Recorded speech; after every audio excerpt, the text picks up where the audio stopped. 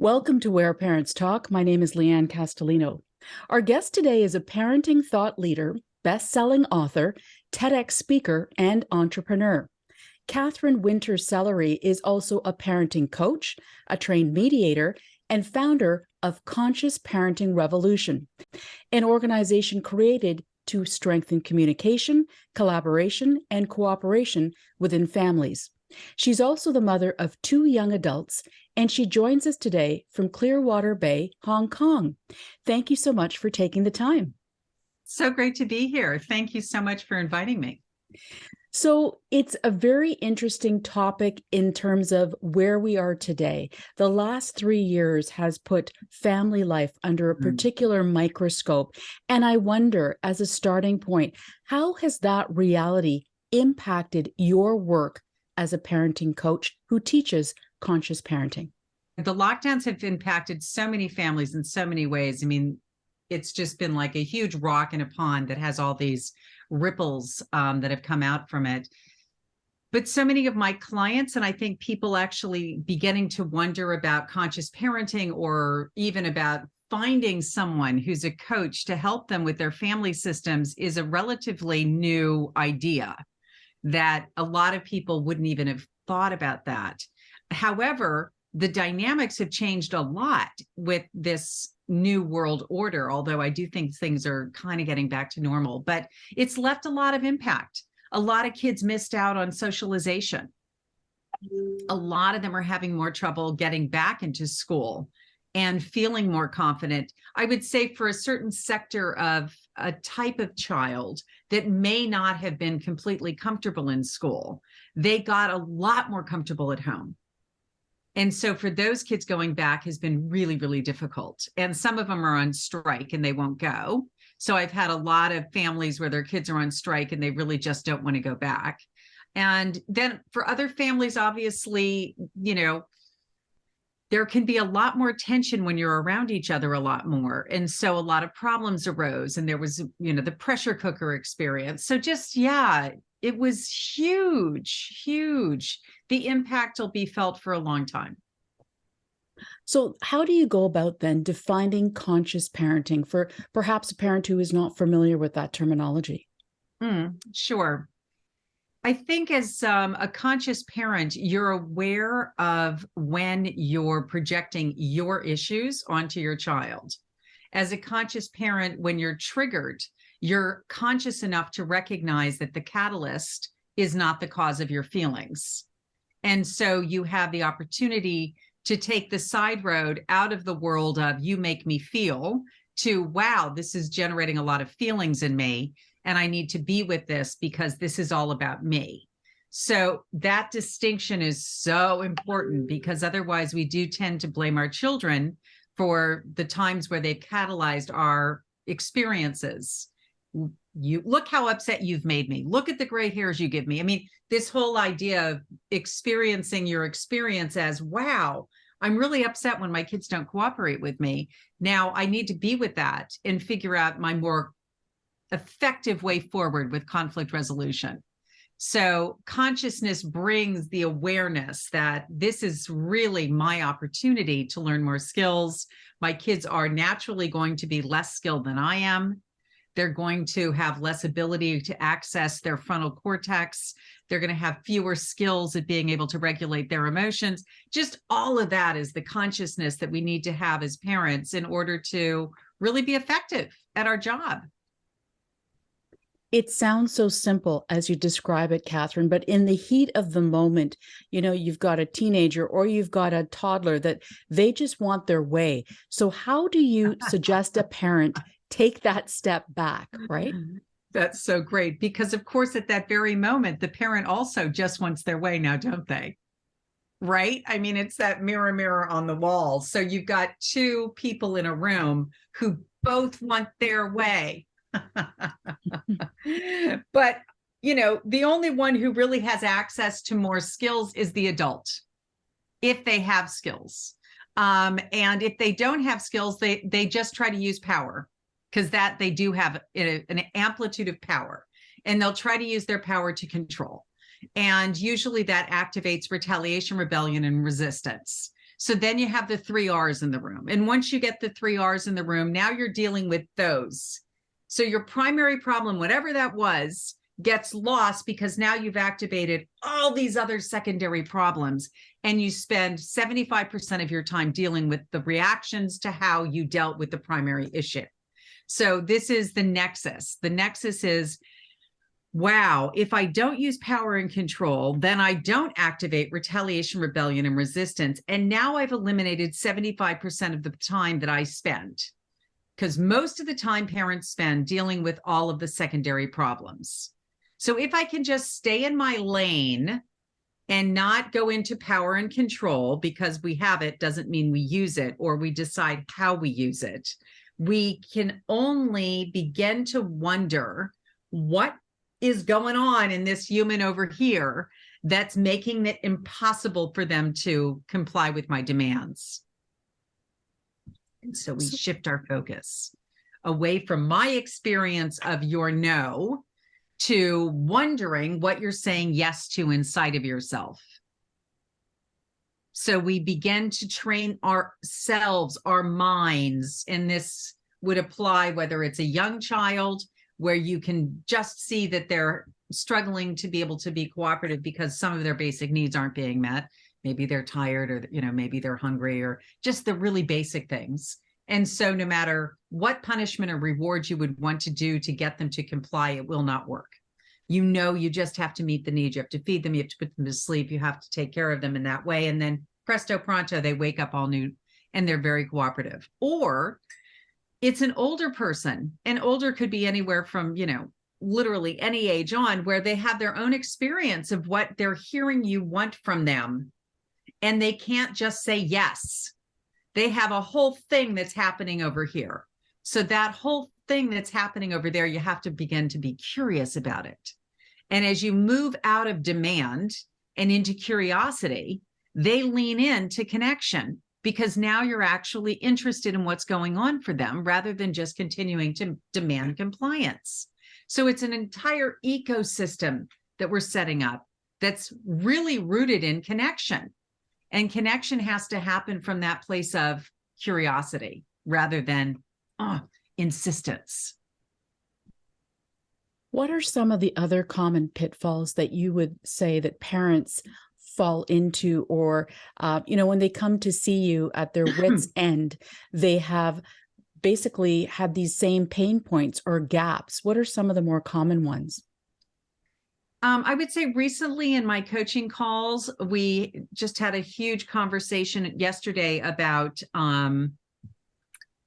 when a child is, in this case, 15, and they have pimples on their face and they don't want to go to school, and how to work with that child to overcome their self-consciousness. And this is, right now we're talking about a teenager, but you can take that all the way down the line and all the way up the line for that matter. Every one of us has a self-concept. And our self-concept either supports us getting through things that are difficult, or it doesn't. And so I think that a lot of parents have and are struggling, seeing their children make the bad decision of wanting to stay home and hide from the world at large because they're worried about what people are going to say about the way they look that day. And so how do we raise children who are less self-conscious in that way and able to be with the part of themselves that's worried about what other people think, without letting it hijack and become the decision maker? And so a big conversation that I find with parents all the time is this idea of, are you raising children to grow up with this thought, what other people think about me is none of my business? Or are you raising children to be so concerned with what other people say? And that starts back in the house, where if you train children to be obedient and compliant and just do as they're told, you're focusing the mind of the child on the other person with power and control and what they're going to do, usually rewards and punishments. And therefore, the mind of the child is always focused on this thing outside of them. and we call it an external locus of causality. And we actually train children to be thinking about what other people are going to do or say to them, and let that become the pivot point, as opposed to teaching children to have an internal locus of causality, who are motivated from within, for them to be in touch with that part of themselves and be able to turn toward it with interested curiosity. They themselves establish what we call self in presence.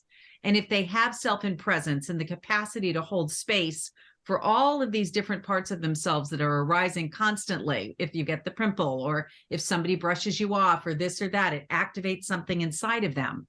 Do they have the emotional resilience to learn how to turn toward that something and be with it? Or do they not even recognize that there's a something inside of themselves, and they just merge with it and allow it to take the wheel and drive their behavior and their action?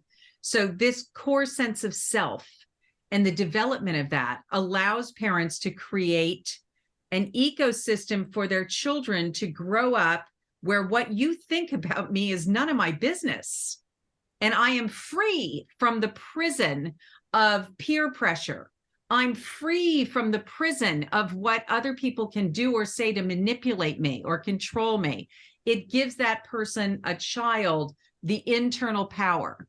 So this is a huge topic, which we're always in one way or another coming back to, because so many adults have been trained to give their power to someone else, and they're actually not guiding their own ship.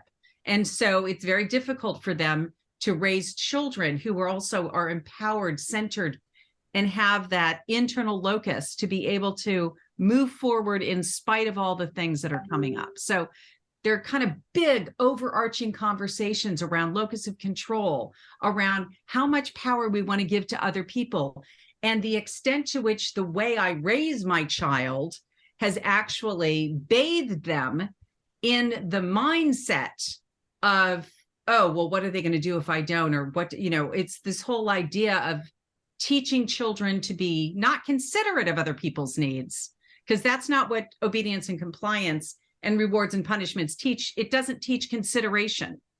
It teaches obedience and compliance, and it makes children actually very vulnerable to abuse.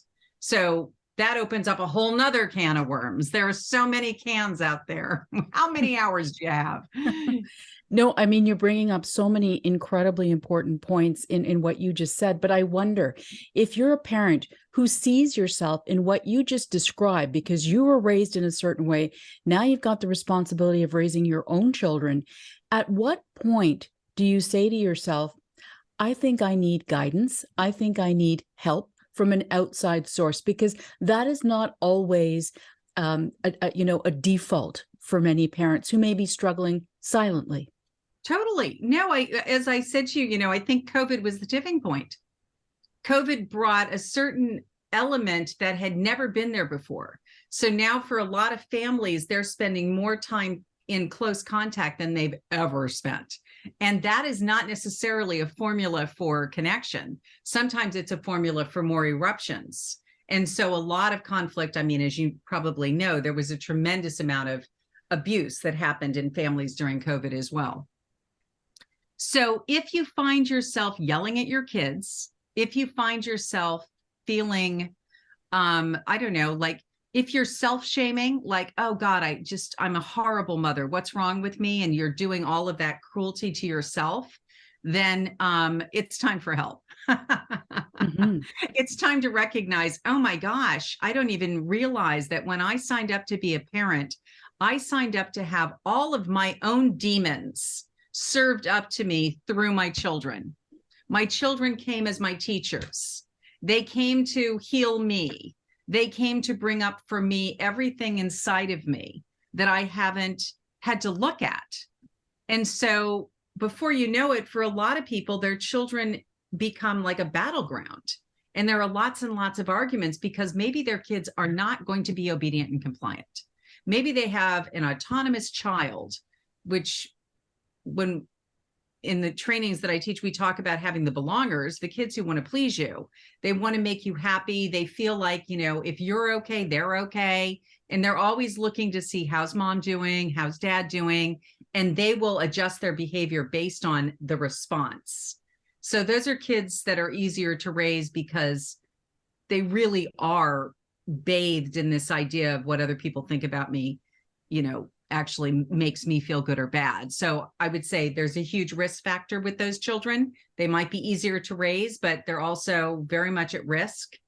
And then you've got the kids that are prepared to basically upset the apple cart, ruffle your feathers, not please you.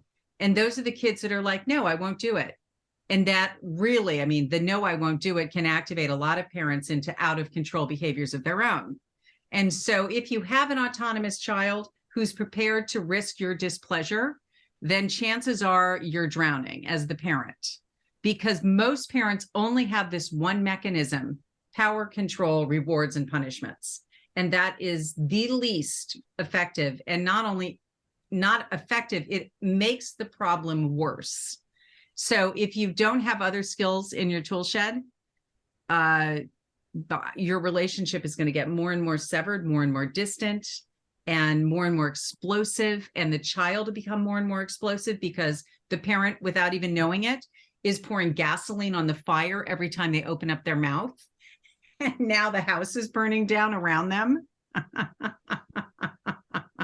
So on that note, Katherine, what are some other key tools that you suggest parents have in their arsenal?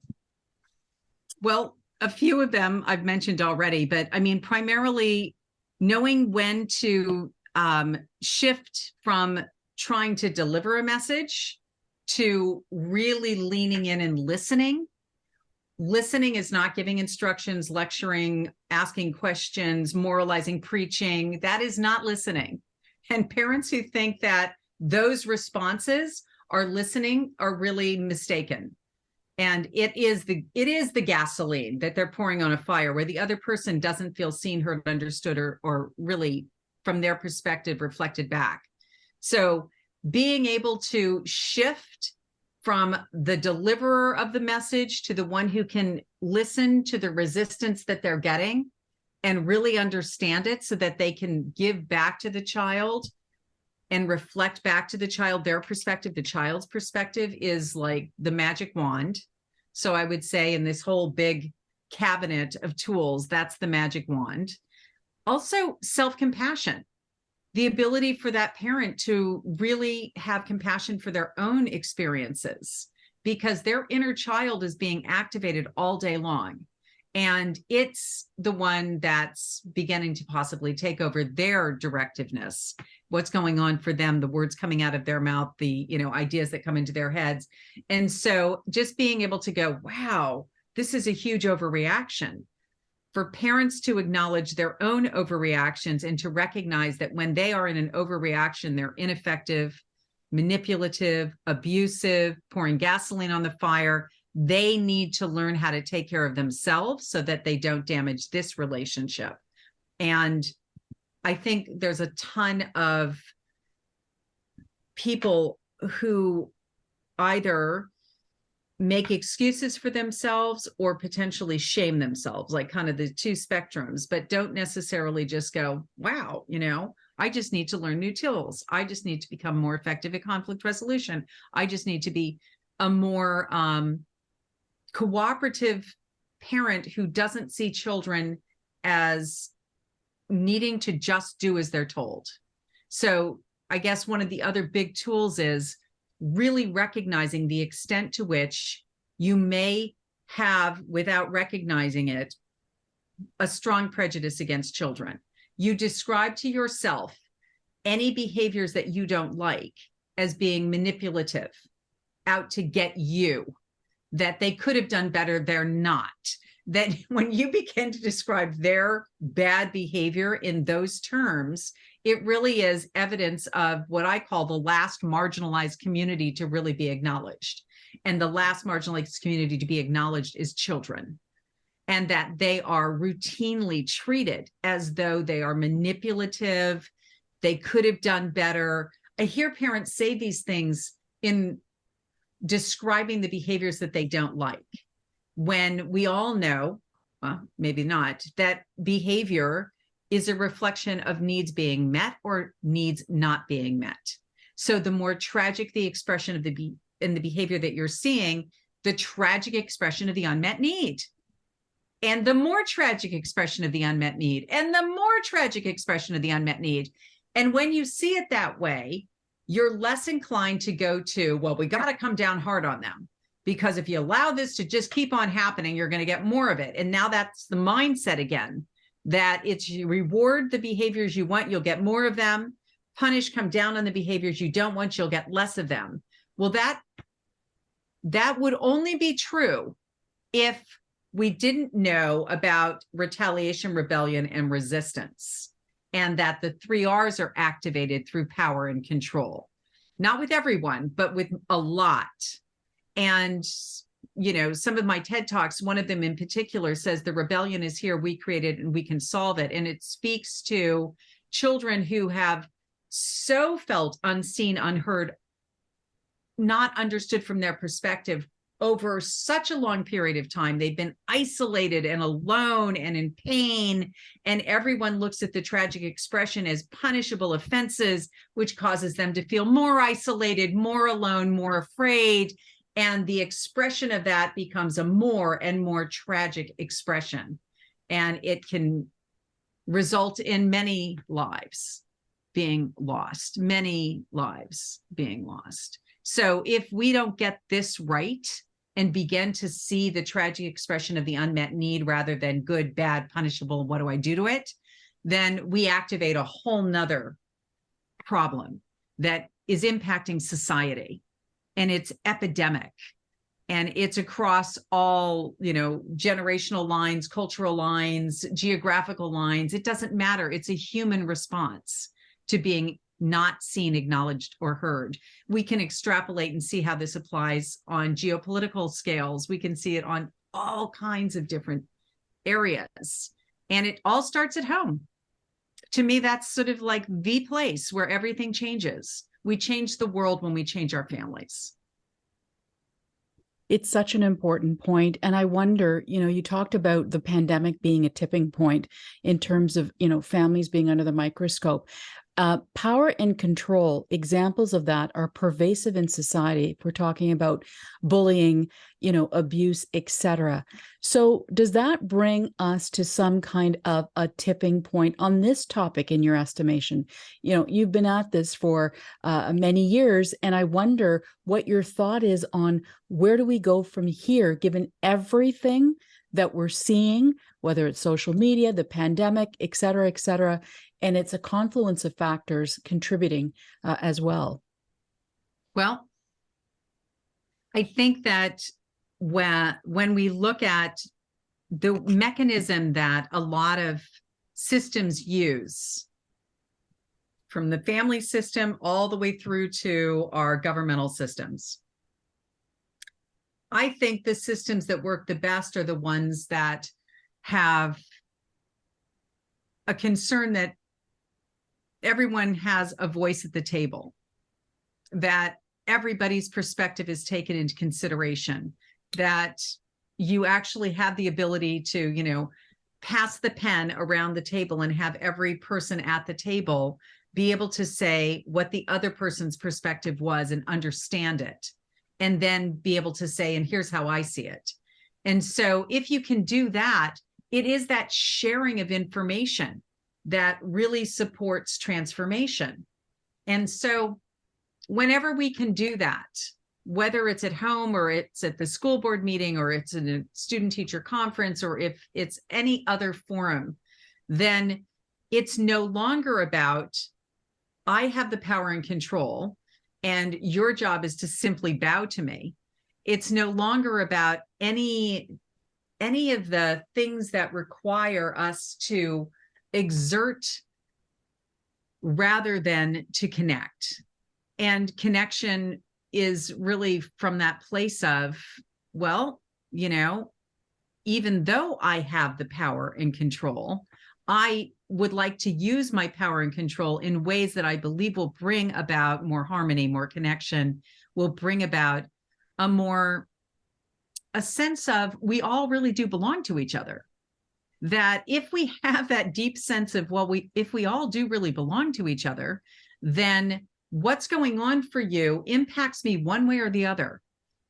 And so it becomes of interest to me, maybe from a selfish place, because if you're not okay, I'm not okay. But it really is a mindset shift away from, I got all mine, so I don't care so much about you as long as mine and what I consider mine is taken care of. So if I start to think of things a little bit differently, that really this idea of we belong to each other, then mine is actually